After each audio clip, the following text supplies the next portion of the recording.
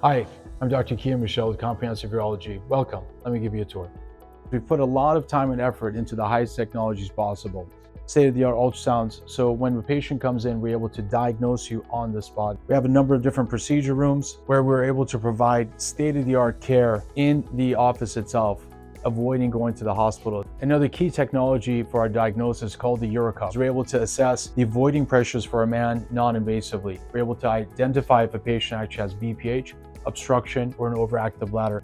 A key modality to identify patients with overactive bladders is to be able to do a urodynamics evaluation. Let me show you what the suite looks like.